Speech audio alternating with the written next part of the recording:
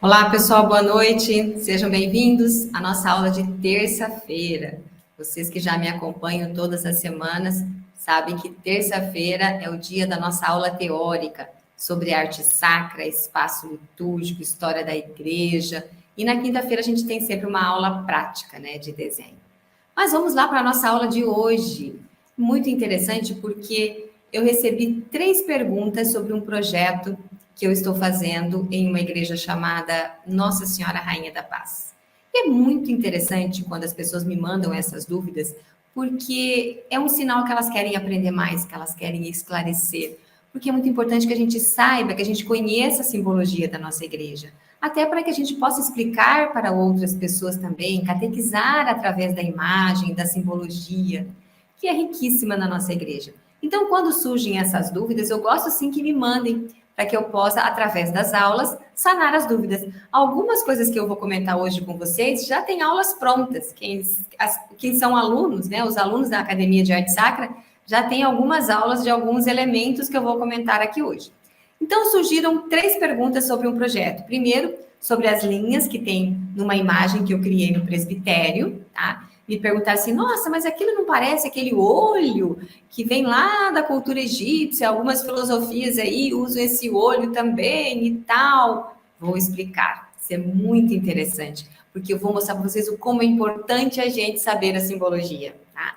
E depois também sobre a colocação do sacrário, qual que é o lugar certo do sacrário, né? Dentro do espaço sagrado, dentro da igreja, onde nós devemos colocar. E depois a outra pergunta foi sobre o lugar do crucifixo, também sempre muito questionado nos espaços sagrados. Então eu vou tratar esses 3 temas usando como exemplo essa igreja que eu estou concluindo na cidade de Sorriso, tá bom? Então vamos lá, que vai ser um bate-papo muito gostoso e a gente vai aprender muito através da arte sacra e da simbologia e, claro, além de nós sermos evangelizados, também poder repassar. Quem me acompanha aqui todas as terças-feiras sabe que eu sempre peço que vocês encaminhem esses vídeos, para que a gente tem que distribuir o conhecimento, a gente tem que passar para os outros o conhecimento.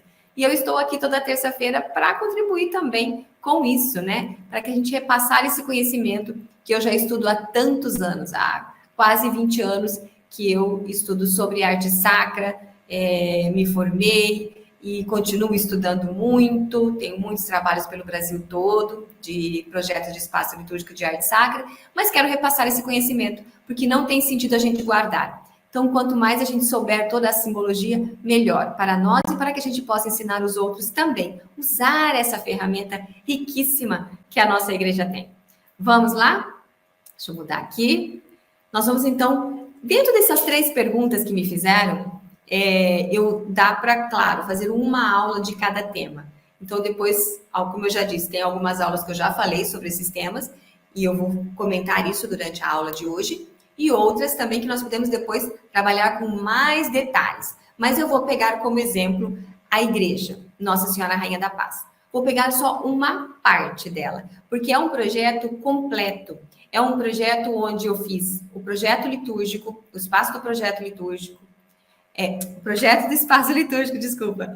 O projeto do espaço litúrgico, onde eu fiz as pinturas, mosaicos, vitrais, tanto na parte interna quanto na parte externa, que tem a via sacra, enfim, é um projeto completo iconográfico, que depois, tanto que eu coloquei aqui parte 1, a aula de hoje, para que depois a gente possa ver as outras partes e entender todo esse contexto e como foi criado esse projeto, ok?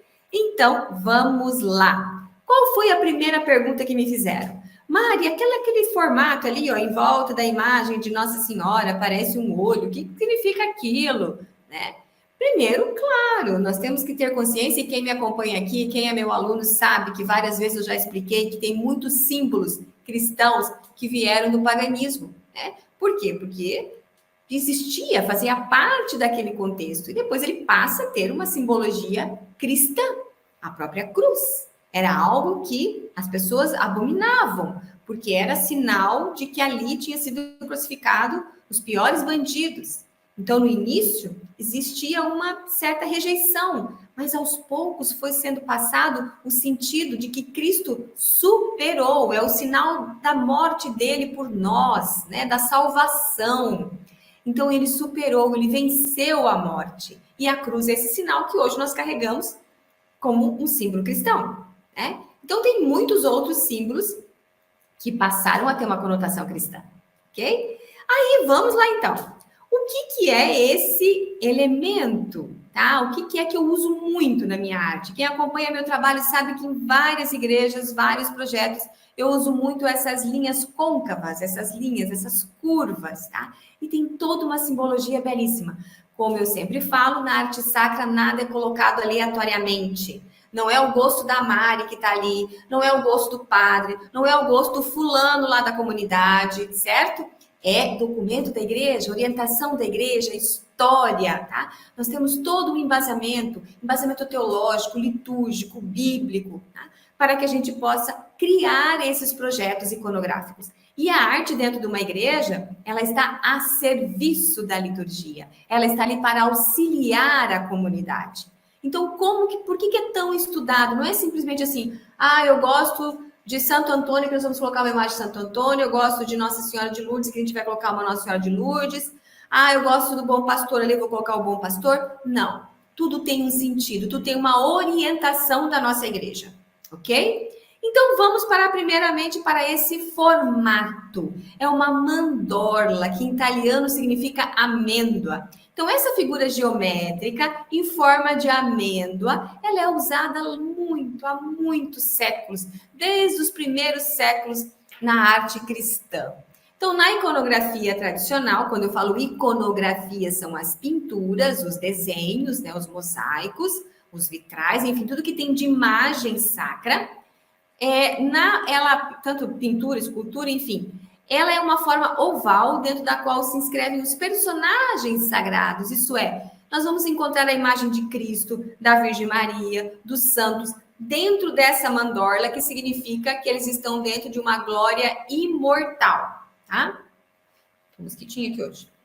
Estão dentro dessa glória imortal, ok? Então, por isso que eu fiz ali. Eu vou falar rapidamente a simbologia desse painel. Primeiro, ele foi feito inteirinho em mosaico, tá? A imagem de Maria, de Jesus, todinho em mosaico. Em torno dele, eu fiz uma textura em prata e dourado. Dourado porque é a cor do divino, é a cor da luz. Cristo é a luz, é o sol da nossa vida. Prata porque também lembra a lua. Lembra, eu já fiz uma aula sobre isso. Lembro da lua sobre os pés de Maria. Por quê? Por que a lua? Porque Maria não tem luz própria, ela é como a lua, ela recebe a luz do sol e ali ela reflete, né? E o prata remete simbolicamente à lua.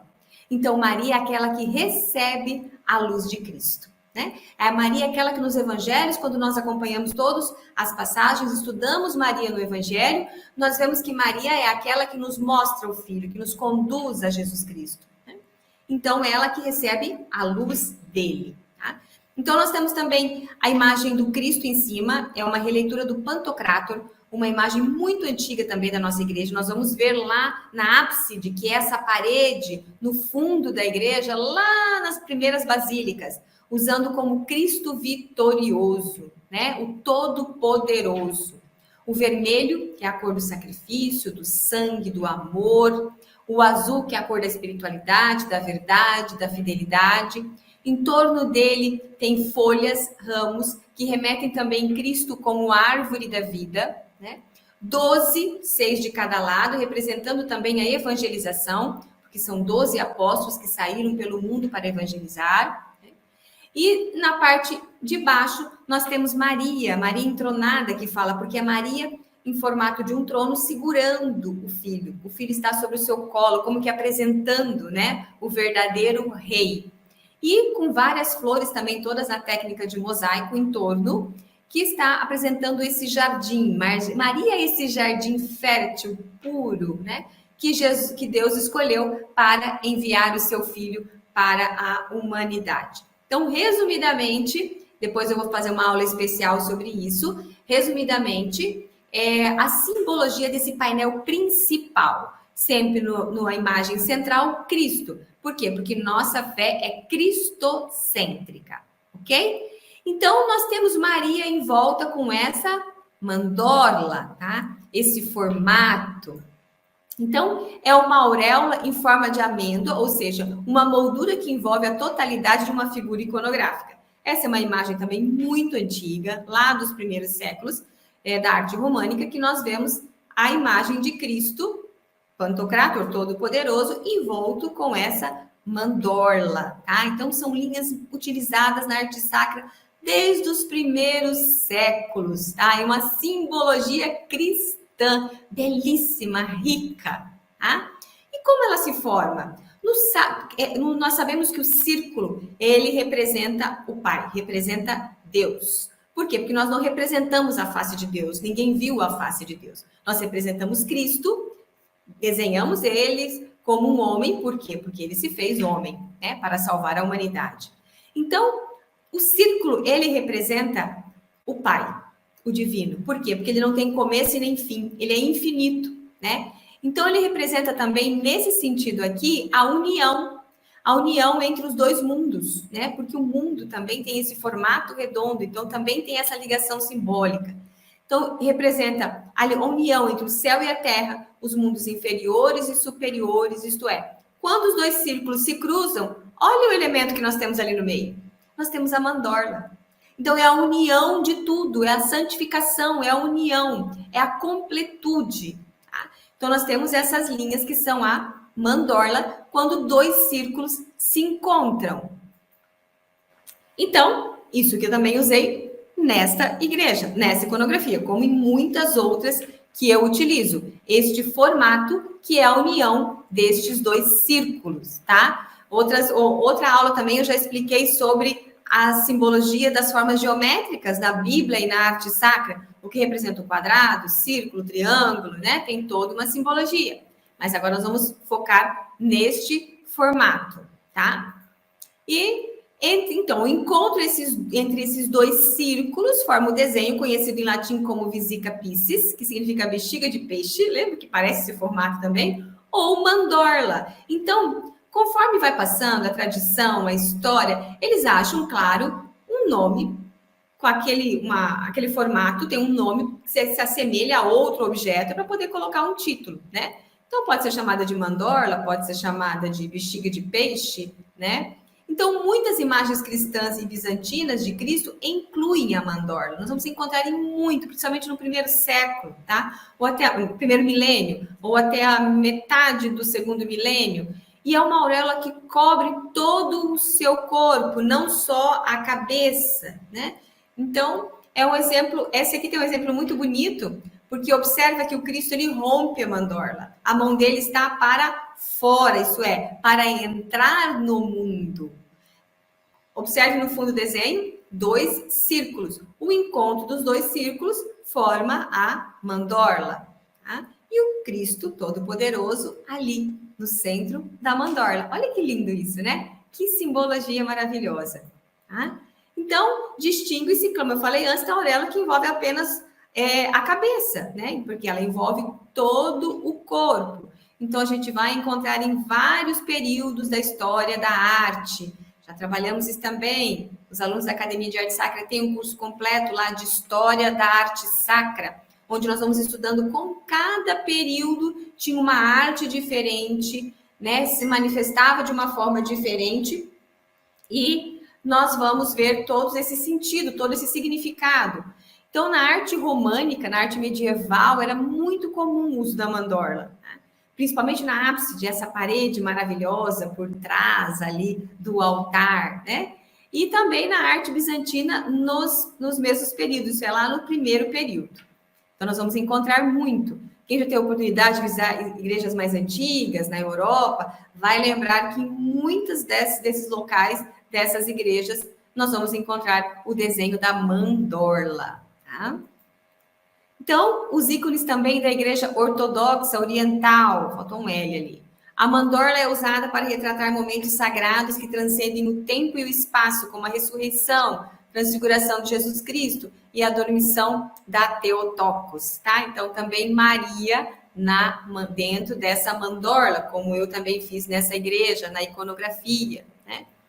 Então, aí, claro que esse formato leva a outras interpretações também, tem outra simbologia, essa linha curva que eu falo para vocês, que eu uso muito na arte sacra, ela também remete ao ictus, né? Novamente, temos uma aula especial sobre o ictus lá na academia, falando sobre esse símbolo. Por quê? Porque é um dos primeiros e mais importantes símbolos cristãos. Como eu disse aqui no início da aula, lá nos primeiros séculos, a cruz não era um símbolo cristão forte, ou até passar a ter essa conotação de um símbolo cristão. O ictus, era o símbolo mais utilizado pelos cristãos. Nós temos que voltar na história, imaginar que nos 3 primeiros séculos os cristãos não eram reconhecidos. O cristianismo não era uma religião oficial, reconhecida. Então, os cristãos eram perseguidos. Quem era cristão era perseguido, nós sabemos disso, durante 3 séculos. Gente, para pensar que são 3 séculos. Imagina nós hoje, aqui 2023, e mais daqui para frente 300 anos, nossos filhos, netos, bisnetos, tataranetos sendo perseguidos porque são cristãos.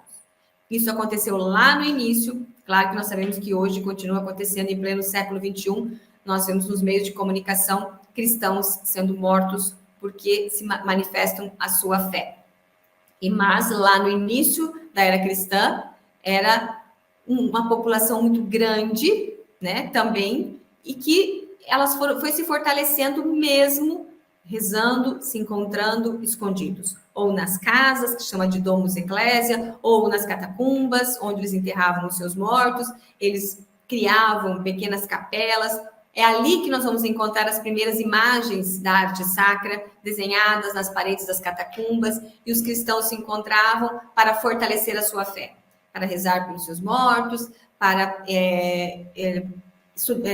rezar e para ler as passagens do Antigo Testamento, e também nas primeiras décadas após a morte de Cristo, que nós temos os primeiros evangelhos só escritos 70, 80 anos depois da morte de Cristo.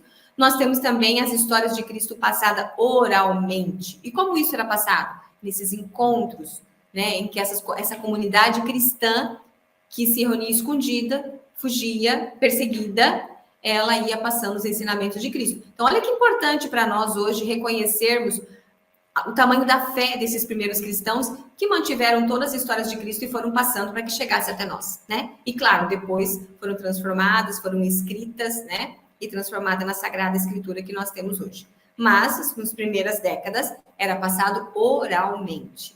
E o ictus é um símbolo que esses cristãos utilizavam, tá? Então, Jesus Cristo, Filho de Deus Salvador.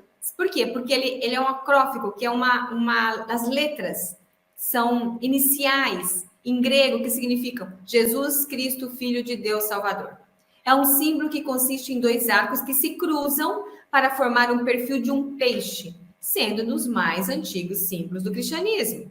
Então, trata-se de um acrônimo que é utilizado pelos cristãos primitivos com a expressão em latim, que significa Jesus Cristo, Filho de Deus Salvador. Mas por que eles usavam isso, Mari? Primeiro, porque tinha esse significado, né? E depois que era uma forma de se identificar. Então, ele foi um dos primeiros símbolos cristãos, claro, depois com o passar do tempo juntamente com o crucifixo, e continua sendo usado pelas igrejas cristãs. O ictus também era utilizado para marcar as catacumbas cristãs, tipo, aqui foi enterrado um cristão, na época das perseguições, porque era um símbolo que não era explicitamente cristão, entendeu? Então, assim, não relacionava diretamente, tem uma cruz, olha lá, Cristo foi morto na cruz, então esse é um cristão. Então, era como se fosse um símbolo secreto, tá?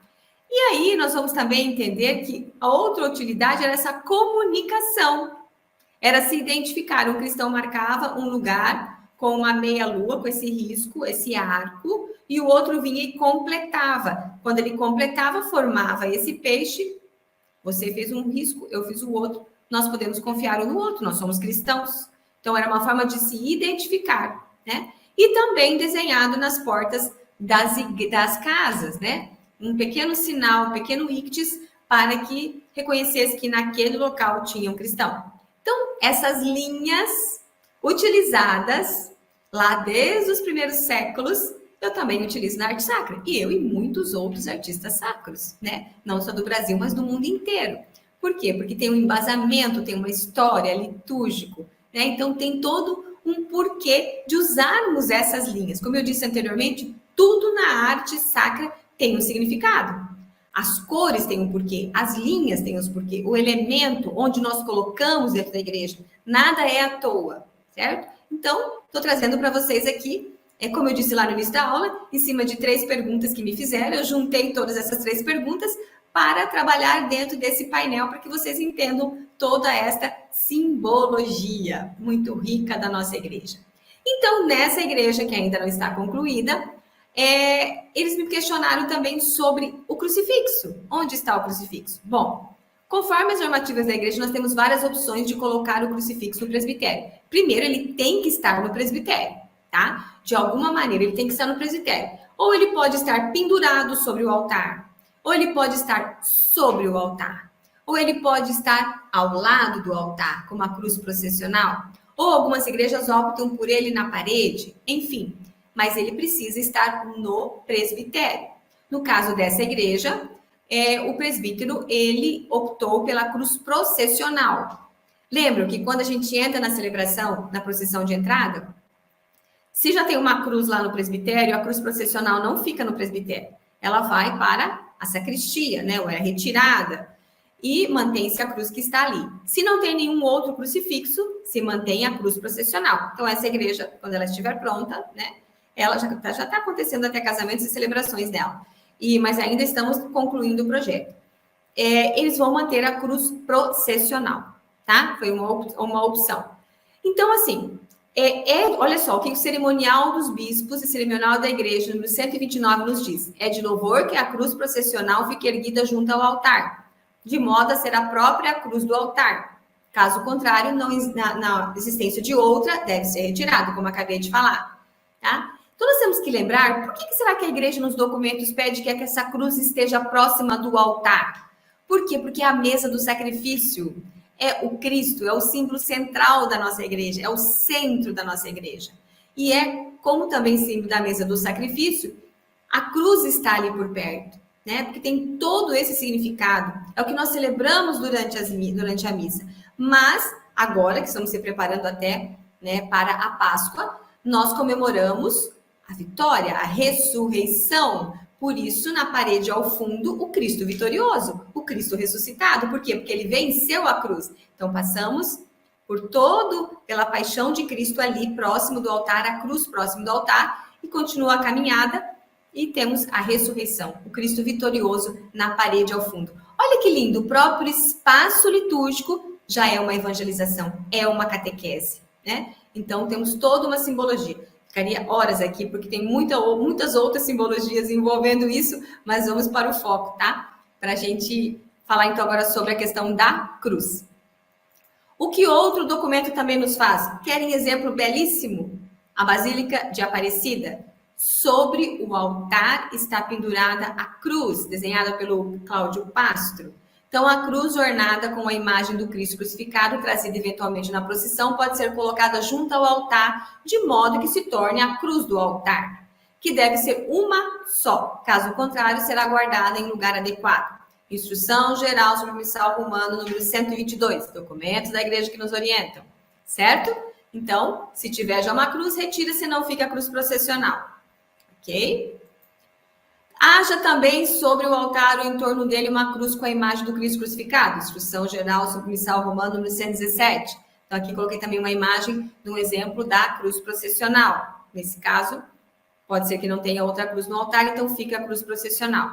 Então, nós temos essas opções orientadas pela igreja, não à toa, com todo um fundamento, né, de estar em torno do altar. Então, ou em forma de cruz processional, ou penduradas sobre o altar, ou sobre o altar. Ok? E aí é muito livre também do presbítero, do bispo, do diocesano, ele orientar ou ele aceitar, porque muitas vezes no projeto eu apresento. Essa igreja que eu mostrei para vocês anteriormente, essa daqui, eu apresentei uma cruz pendurada aqui em mosaico, bem sobre o altar. O padre preferiu não. Ele falou, não, Maria, eu prefiro deixar a cruz processional. Ok? Está correto.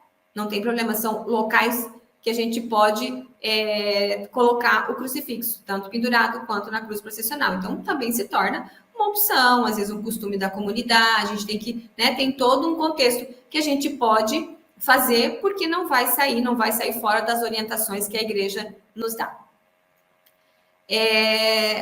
Aqui também já. Bom, sobre o local do sacrário, foi a terceira pergunta, né? Questionaram, também perguntaram, Mari, como que fica aqui o sacrário neste espaço? Então, nós vamos entender, porque depende da arquitetura, o que nós podemos fazer. Onde é o local que nós podemos colocar o sacrário orientado pelos documentos da igreja, tá? Então, nessa igreja existe uma capela especial, tá? Essa imagem aqui do lado não, isso aqui é uma imagem antiga que eu coloquei para vocês, tá? Mas nessa igreja que eu acabei de mostrar, existe uma capela especial para o sacrário, conforme a orientação dos documentos da igreja. Por isso, recomenda-se que o sacrário, na medida do possível, seja colocado em uma capela separada da nave central da igreja, tá? Documento Eucarístico Mistério, 53. Então, à medida do possível, que esteja numa capela separada. Nem toda arquitetura permite, nem toda igreja tem espaço. Às vezes a igreja é pequena, às vezes o terreno é pequeno, né? Então, tem as igrejas antigas que nós temos que respeitar o contexto histórico. Sempre falo isso para os meus alunos da Academia de Arte Sacra. Não tem arte certa ou errada. Nós temos que observar o período. Quando foi feita, quando foi construída aquela igreja, quando aquela arte foi criada, em que contexto que estava aquela sociedade, em que século que foi, em que período que foi, porque tudo sofre influência. Então, temos que avaliar isso também. Não é porque o que faziam há 5 séculos atrás, temos que repetir agora, tá? Muitas coisas, claro, que nós estudamos e que nós trazemos, é a tradição da igreja, mas algumas coisas, vou dar um exemplo muito simples. Fazer uma igreja com o telhado totalmente assim, de estilo gótico. Por que isso? Era um período. Tem um período porque a sociedade estava vivendo e começou a construir daquela forma. Alguns telhados são feitos para locais na Europa que tem muita neve. E a neve, não tem como fazer um telhado assim que a neve para em cima. O telhado tem que ser assim. Então, é o contexto, é o local, é como a sociedade está vivendo, onde ela vive, o que está passando naquele momento. Nós temos que avaliar isso também, tá? Não é simplesmente copiar, copiar e copiar. Então, na questão do local do sacrário, outro documento, de acordo com a cerimonial dos bispos, de acordo com uma tradição antiquíssima, mantida nas igrejas catedrais, recomenda-se que o sacrário se coloque numa capela separada da nave central. Às vezes as pessoas acham que quando a gente está fazendo isso, está muito moderna a igreja. Tiraram o sacrário do presbitério e estão colocando numa capela separada. Isso é muito moderno. Não, gente, isso não é moderno. Isso é voltar lá no primeiro milênio, porque as primeiras igrejas faziam isso. Tinha um local especial para o sacrário, uma capela especial para o sacrário. Tem outros períodos que sim, nós temos o sacrário pendurado sobre o altar, faziam em formato de pomba, enfim. Nós vamos fazer uma aula especial sobre isso, porque em vários períodos nós temos sacrários diferentes e locais diferentes que foram colocados. Nós temos no pós-reforma, nós temos o período da contra-reforma, nós temos o sacrário num lugar bem valorizado, atrás do altar, para que tivesse bastante destaque, porque era uma das coisas que eram questionadas pelos protestantes, né? Então, começaram a colocar o sacrário em um local bem destacado, atrás do altar, enfim, vários degraus, que nós conhecemos hoje nas igrejas mais antigas, como altar-mor. Eu não vou entrar nesses detalhes todos, eu falei que eu vou preparar depois uma aula especial sobre toda a história do sacrário, né, ou da Capela do Santíssimo, para que vocês tenham conhecimento, mas hoje vamos focar nisso daqui, que era a dúvida. Então, nessa igreja em especial, orientada pelos documentos da igreja, nós temos um espaço para fazer uma Capela do Santíssimo. Ali onde eu coloquei aquele círculo azul, é onde vai ser colocada a capela. Já comecei a fazer a pintura, agora tem outros elementos que vão ser colocados. Por exemplo, onde eu coloquei aquela flechinha vermelha, é onde vai a luz, a lâmpada do Santíssimo, né? A lâmpada do sacrário. Porque nós temos uma lâmpada externa na capela, para que quando a pessoa entrar na igreja, imediatamente ela localiza aonde está o sacrário, através dessa lâmpada externa, vermelha, sobre a porta. E depois a gente coloca uma outra lâmpada também lá dentro, em cima do sacrário, como os documentos nos pedem, como a liturgia nos orienta. Tá? Então, no caso dessa igreja, por ter um espaço, foi feito separado a Capela do Santíssimo, tá bom? Quando não tem espaço, Mari? Quando não tem espaço, pode ser colocado na lateral do presbitério, tá? Por exemplo, naquela parede ali, ó, depois, ali eu já acabei fazendo já uns anjos aqui pintados. Essa aqui é uma foto um pouquinho mais antiga. Então, pode ser colocado aqui na lateral, se fosse uma igreja que não tivesse o espaço. Por que também pede que tenha uma capela separada? Para que tenha um acesso fácil dos fiéis, para que proporcione também um espaço de oração individual e de oração coletiva, tá? Então, por isso também a Capela do Santíssimo, quando tem espaço, ela separada, ok? Mas sempre com muita dignidade. Uma capela, olha, a porta é grande, a pessoa entra, ela já vai enxergar lá dentro o sacrário, a lâmpada sinalizando, né? Então, realmente um lugar digno, de muito valor, tá? Aqui a capela já com a pintura, tá? Então, depois aqui ainda vai ser colocado uma mesa de apoio, genuflexório, bancos, mas aqui já o sacrário, a Capela do Santíssimo com a arte pronta. E aqui em cima que vai ser colocado também agora uma lâmpada do Santíssimo, uma lâmpada vermelha. Então, a Capela do Santíssimo é o local apropriado também para a oração individual. Mari, mas e por que nós temos naquelas igrejas o sacrário aqui atrás? Lembra que nós temos que pensar quais são os períodos. Vocês vão lembrar, as pessoas mais antigas vão lembrar da missa em latim, onde o padre rezava de costa para a comunidade. O sacrário atrás do altar, o padre estava de frente para ele, certo? Então, para a frente desse altar mor, esse altar principal. Depois a gente tem o Concílio Vaticano II, que traz essas orientações, que o sacrário pode estar numa parede da lateral do presbitério, quando não tem espaço, ou de preferência que ele tenha uma capela especial, tá? Então, assim, como eu disse, com todo cuidado, com todo esmero, com toda a valorização, né? Mas que os fiéis possam ter acesso também ao sacrário através da capela. Muitas igrejas também optam, e já fiz alguns projetos assim, por uma porta externa. Então, enquanto a igreja está fechada o dia todo, nós temos uma porta externa que as pessoas podem o dia todo chegar até a Capela do Santíssimo, né? Uma interna, que a pessoa tem acesso pela igreja, mas também outra externa. Então, muitas igrejas também optam. Vai muito do costume local, tá? Então, eu sempre peço isso também para a gente realizar o projeto. Tem costume? A igreja fica aberta o dia todo? Não fica. A comunidade tem costume de passar? Tem igrejas que abrem a Capela do Santíssimo 5 horas da manhã, porque as pessoas passam na Capela do Santíssimo antes de ir para o trabalho, né? Então, depende do costume de cada comunidade. Mas é um lugar muito especial, né? Um lugar de oração que a gente tem que tomar muito cuidado, muito especial, feito com muito carinho, né? Então, não é que foi desvalorizado, tirado do presbitério, não. Pelo contrário, foi colocado num lugar de muito valor também, né? E para que as pessoas tenham acesso em seus momentos de oração. Ok? Então, para vocês entenderem o quanto é importante, estou sempre à disposição. Quando tiverem dúvidas, perguntas, me mandem, estou aqui para explicar. Sempre quando eu termino um projeto, eu faço uma palestra para a comunidade ou eu envio um texto explicando toda essa simbologia. Como eu disse nessa igreja, ainda tem todas as laterais onde eu criei através de pintura e dos vitrais a vida de Nossa Senhora e do outro lado de Jesus Cristo.